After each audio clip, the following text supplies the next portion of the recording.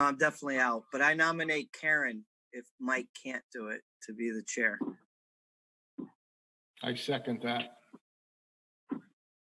I will accept the nomination. All right, now we have a chairperson. No, we have to Oh, no, vote. you gotta vote.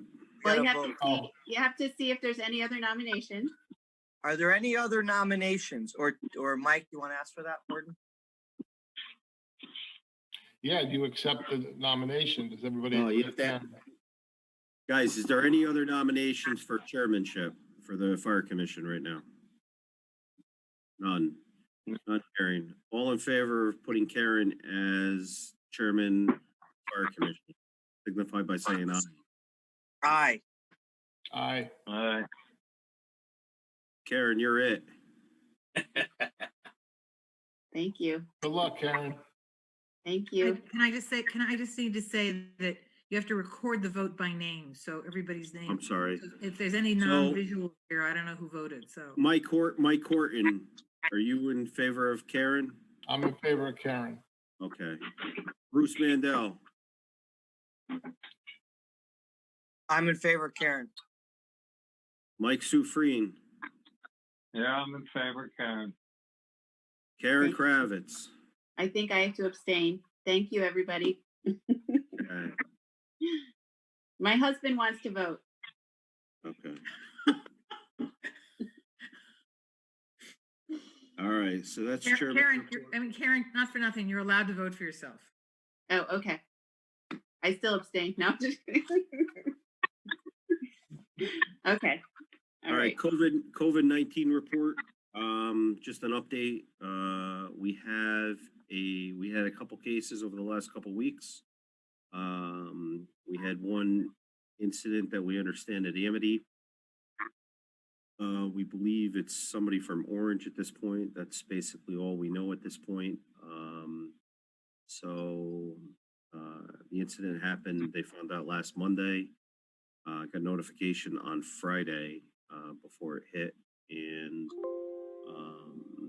we did have another person in town come back positive, actually 2 more people in the last week. I anticipate to see those numbers in the next month or so go up, just because school is back in session and people are probably going to start getting just a regular cold. And when flu season hits, I think we're going to see that number go up. In regards to supplies, we're still getting some supplies. State has stopped giving supplies out, so we're trying to get whatever we can get our hands on, cleaning supplies, masks, stuff like that. So we're prepared for this fall and this winter. We do have a bunch of KN95 masks. So we do have that. And as a COVID-19, that's all I got to report on. The building is still basically locked down to the public. We're really not taking any public into the building. The guys, if you're inside the firehouse, walking around, using the facility, they're wearing masks. We're doing truck crews and meetings and training again and trying to distance as much as we can at 6 feet, even though it's kind of tough training, especially because you almost have to be on top of each other working. We did an extrication training within the last month, and it was tough, but it's something we have to do and continue to do. And we did ladder training a week and a half ago. So we are working in close quarters to each other, but we're trying to be as safe as we could be. Sean, a couple questions. Are you doing temperature screening? We are not. Most of the guys are really responsible. If anybody in their family feels sick or if they don't feel good, we're asking the self-quarantine for 10 days to 2 weeks. If they traveled, we had one firefighter who had to travel to Florida. When he came back, he had to quarantine himself for 2 weeks. So everybody's pretty much right where they need to be, and we're taking as many precautions as we could. If we tried to do a temperature screen, it'd be kind of tough since we'd have a fire call, say in the middle of the day or wherever. You'd have to come in, somebody would have to be set to take their temperature and log it. So that's I'm really, not saying in Yeah. case of an emergency, but for meetings and trainings, I think you should do a temperature check before you do non-emergency gatherings. That would just be my recommendation based on everything, like for sports. My daughter takes her temperature every morning, and it has to be reported by 1 o'clock. So I'm just not saying you should do that, but whenever you do have those trainings, when you can't distance, and meetings, when you're not going to be distanced, if you're inside, even if you're masked, I would recommend temperature screening. okay. Any other questions on COVID-19 or comments? Okay, the tropical storm we had back, I believe it was on August 4th, if my memory serves me correct. I'm sure the assistant chief will talk about this later in the report. We did roughly 180 calls to 200 calls that one day, and then we did probably another 20 to 30 for the rest of the week, responding to incidents. We probably had, I think it was 7 or 8 trees on homes where I want to say 3 of them had extensive damage, where the ridge beam cracked, big holes in roofs, some of the walls shifted. We also had quite a bit of power lines down. I think at the height of it, we were out. 85% of the town was out of power. It was pretty close to. It was pretty close to one of the storms where we had one of the hurricanes, where we had that amount of people out, and the damage was extensive in town. The guys were out basically all night for the next 2 days, working with the Make Safe crew, trying to pull power where power lines were down on the ground, energized, and just trying to make it as safe as we could. UI was basically slow to respond, and power really started getting restored pretty heavy back on. The storm happened on Tuesday, and by Saturday morning, they had quite a few crews in town. You can hear the first selectman talking about that in our prior meetings. And I know they are working on trying to figure out what happened so it doesn't happen again. They keep calling. Is there a question somewhere in there? Keep calling. Okay. I think we might have lost Joe. Is that Joe?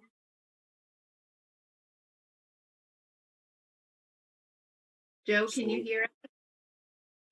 Which Joe? Crisco. Yeah, I'm here. Oh, okay. So, going on with that, we lost quite a few barricades. Believe it or not, when we close a road off or barricade it, we have some people that actually don't care for the barricades and they actually drive right through them, so they shatter. So we probably lost about, I'm going to say 16 to 20 barricades just with that. So we are going to need to replace that, and we're trying to find out if this is going to most likely be covered by FEMA. So we'll keep track of the man hours, keep track of the calls, keep track of the equipment that was used, things that were broken. We also, during the storm, we had a bunch of portable generators, which we were able to hand out to help people out, especially the elderly and people with medical conditions. We actually had to go out, and since UI took a while trying to get power restored, we actually purchased, we had to purchase another, I believe it was 6 little Honda generators, so we can issue those out to assist people with medical needs. So we were able to get those. Luckily, during the storm, we had a contact, which was good, and we were able to capitalize on that. And hopefully, we'll get reimbursed from the federal government or the state on that. So Very nice. that's what I got on the update for the storm. Then we had another, we had a tornado that went through part of Bethany. During that storm, I think we responded to 6 incidents. It wasn't as major as it was up in Bethany and some of the other towns, but so we caught a break on that. But we still, I think we're responded to something like 6 incidents that night.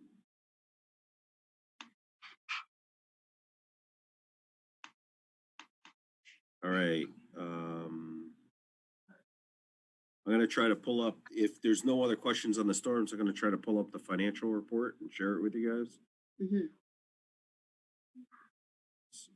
Find it.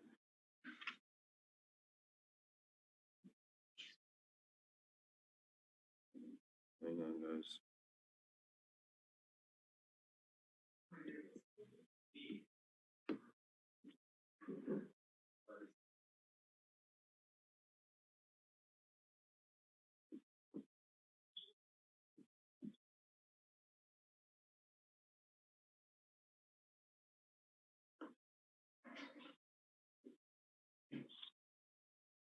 Sean, I just sent it to you again. So you should see an email right away. No, I have it. I just gotta figure out where it is now. Yeah.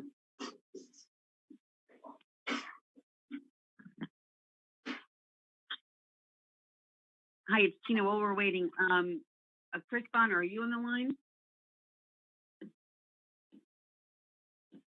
Yeah, I'm here. Chris Bonner? Yep. Is Nate Chase on the line? Yes, I am. No? You are? Okay, great. Sorry. Thank you.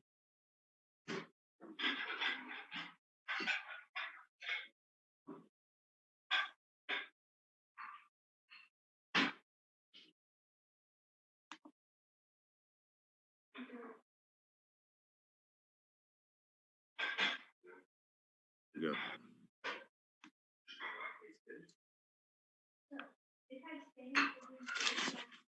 All right, can you guys see that? Yes. Okay. All right, so we're still pretty early into the year. We're in September.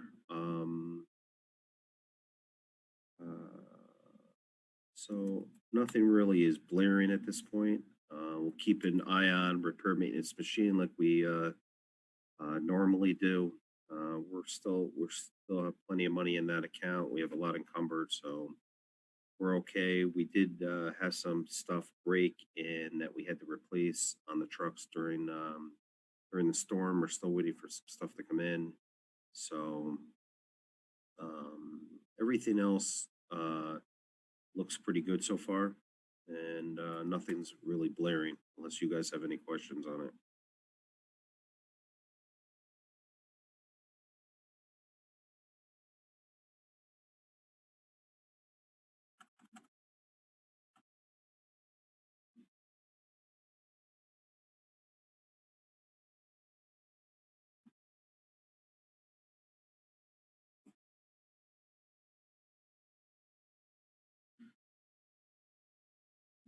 All right, hearing none. Financial report is good.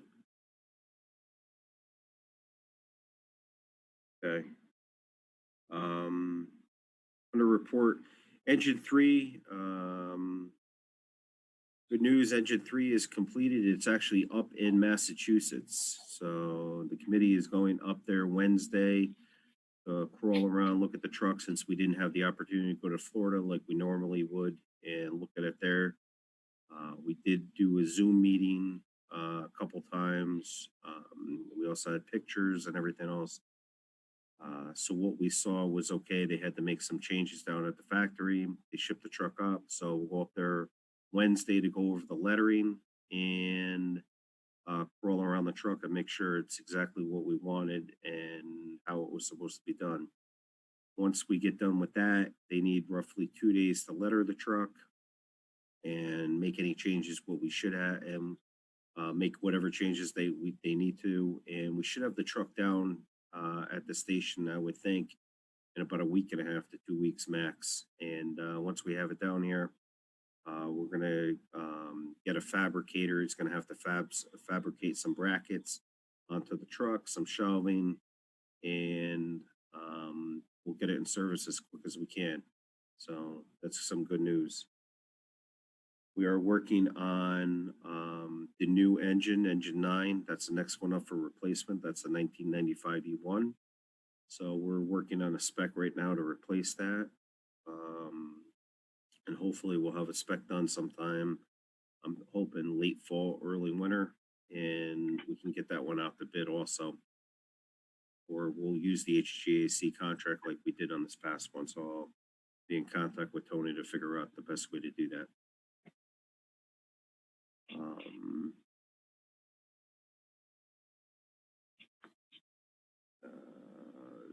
Rescue 1 is back from being fixed. We're just waiting on the lettering on the door, but it is back in service. It's all fixed. We had some more damage when they started taking it apart that they couldn't see. They were able to fix it all. The truck is back in service and has been operational for now for about 2 weeks. So that's some good news. That truck was out for, I think, almost 6 weeks. So it's good to get that back and get that back in service. Also, we've been talking about as a department doing some form of truck or treat. What we came up with so far, and we're still in the process of going through the details, is looks like we're gonna close part of Meeting House Lane, and this is just an idea we're kicking around right now. Close Meeting House Lane. We're gonna line the trucks up on Meeting House Lane, decorate it as much as we can, decorate the trucks, and basically do a drive-through where the kids could get dressed up. They'll be in their vehicles, and they can go to each truck. They'll get a prepackaged bag of candy on each truck, and a couple of the trucks will have something special. Like one of the trucks will have fire prevention stuff, like maybe a red fire hat, coloring book, crayons, pencils, stuff like that. Since I don't think fire prevention is going to really happen this year because of COVID. So it's a good way to get fire prevention out there and get people thinking about it. And we'll have more advertising as this week continues, and we'll figure it out. So that's our plan right now.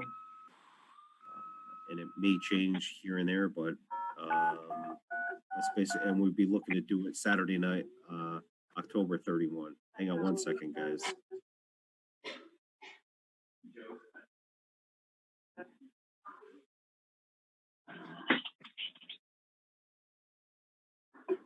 So that's the plan for Truck or Treat, and more to come. John, what year was the first year you did Truck or Treat? Wasn't that a It was Saturday? the year of Hurricane Sandy there.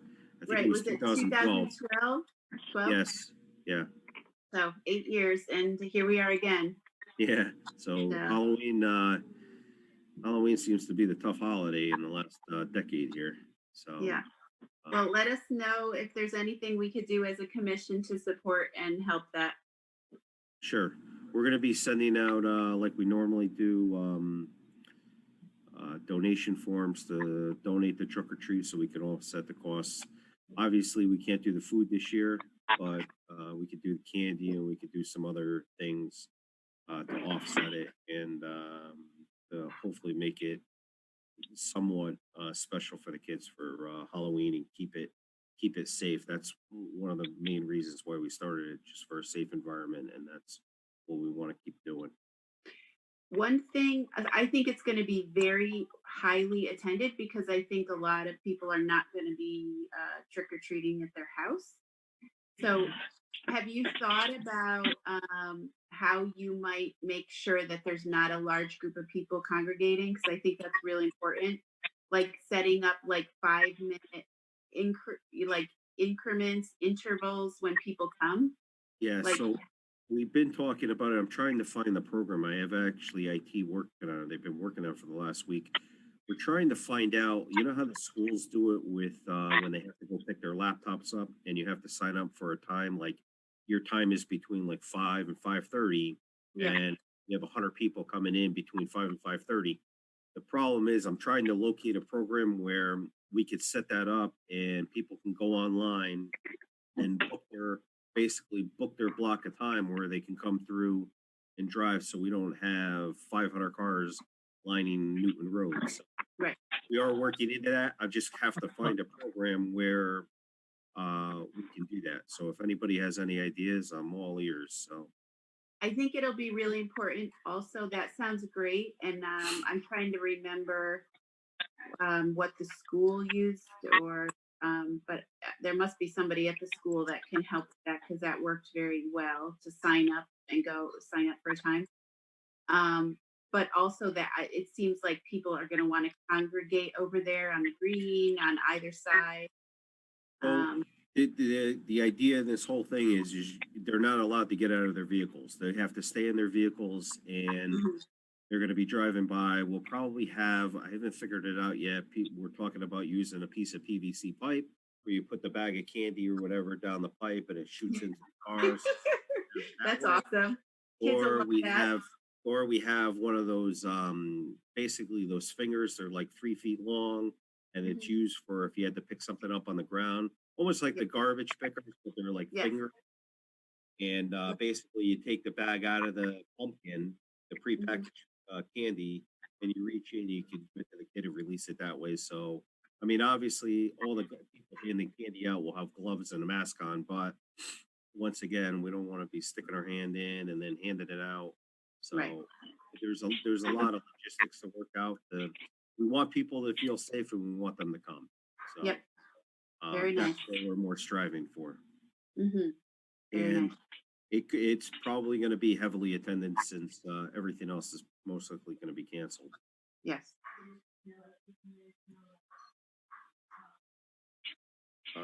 Any other questions on Trick or Treat?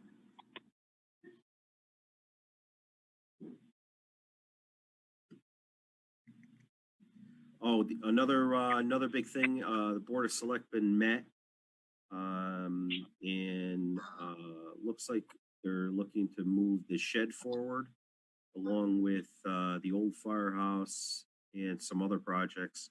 I think about the Beecher roof and possibly some upgrades to the senior center. So stay tuned. I think in the next month we'll see maybe something come forward where they may be looking to do the projects and do some type of referendum or vote. I want to say this fall, this winter, and hopefully, if that all goes through, I think in the springtime they can start, or once the weather breaks, they can start building and getting the shed complete, which would be great since we've had that other slab sitting out there for 10 years now.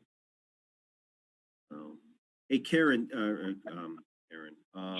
Susan, did this come up at the Board of Finance meeting the other So night? part of the issue is, according to Tony, that borrowing rates are incredibly low right now.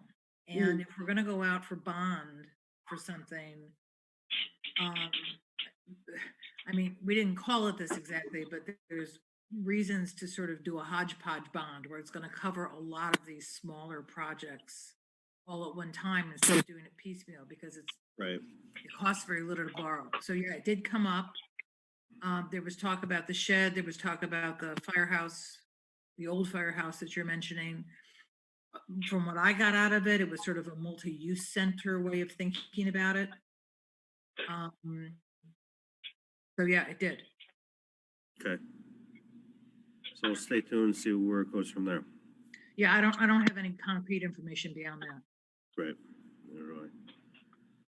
All right, and the other thing is the radio system worked like a gem during the storms, which is good. Great. We had no real failures. We're over onto the fiber network also, so we got off those old T1 lines, which are not reliable. Fiber is a lot more reliable, so that worked out really well. And we did lose power at the country club and a couple of the other places. Generators came on, they ran, everything was up and running, so we did really well on that. We pulled all the generators so they were ready for the next storm. One of them needed service because it ran for I think almost a week, So instead of losing the site, we were able to have it up and running, and the radio system worked unbelievable. And we are still on the analog side, and hopefully there was a delay in it. And I think a lot of the delay came with COVID for some reason, because I think the parts came out of China. So it looks like we're going to be doing the digital upgrade. I keep saying this. Hopefully, by November 1, we should be completed, which would be good.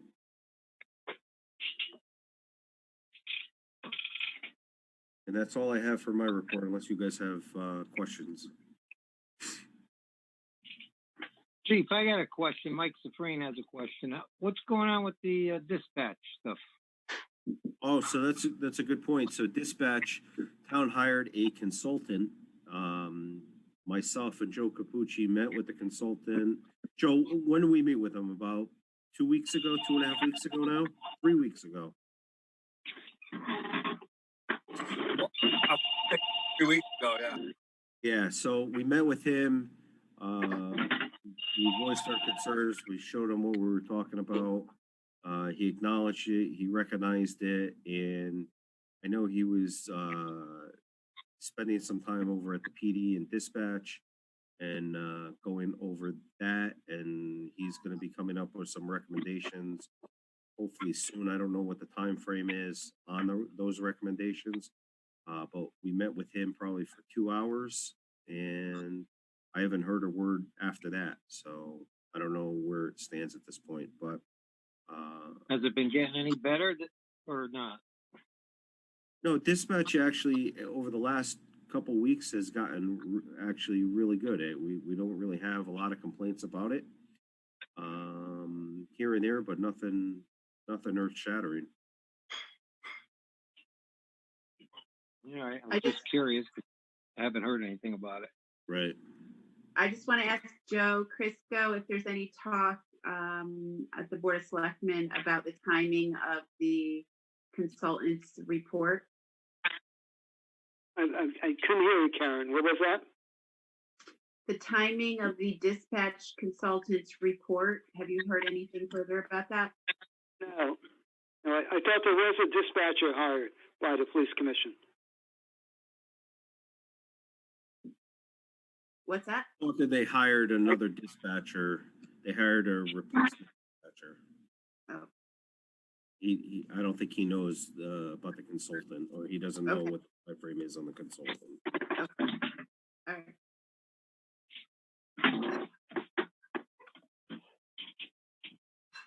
Anybody else? Okay, activity report, Assistant Chief. Can you hear me? Yep. Okay, as the chief spoke about the storm, we were right about 180 calls to 200 something between both days. Majority of them were all wires down because of trees.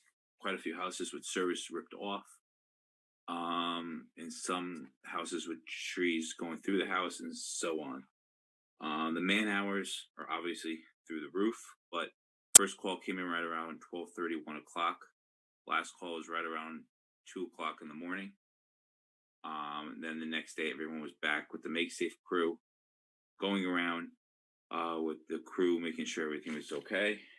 It continued for days after that with Joe and Anthony picking up barricades and all stuff like that. We lost quite a few barricades. And other calls, we've been busy, average just between activated alarms and some car accidents with fluid leaks. Nothing really bad for accidents, just minor ones. That's pretty much it.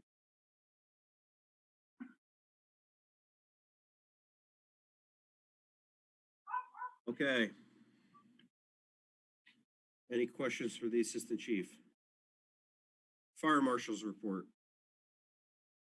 Okay, the report it runs from July 20th to September 16th. I did 119 inspections, and the breakdown is 82 inspections, 8 plan reviews, 27 consulting, and 2 investigations. One was for a problem with the alarm system at the Linden, And the other one was the, one of the insurance companies from the Cat's Fire was looking for information. That's about it. The Cat's Place gonna ever open again? They're doing, the rooftop units right now. I was there, Wednesday. They're putting new rooftop units in. Once that's done, they'll put the ceiling back in. He's got to get the building inspector, the fire marshal, and the health department back there. So he's thinking he's going to open next month. Oh, I didn't know the fire went up through the roof. I didn't think it was that bad. I don't think they can get the smell of the fire out of them. And Oh, I don't know if the insurance company's paying or Steve is paying, but he said it when they turned them on, it stunk of fire. So I don't know exactly what's happening there. okay. Thanks. I think it's also important to note that Joe has spent a lot of time over at Beecher Road School, working with Vito and the school administration for the opening of school and going through the building. So he had multiple times over at those locations. A couple of times at the high school also. Right. A lot of the consulting towards the end of the month and this month is restaurants looking to open. Well, that's a good sign. Yeah. Yep.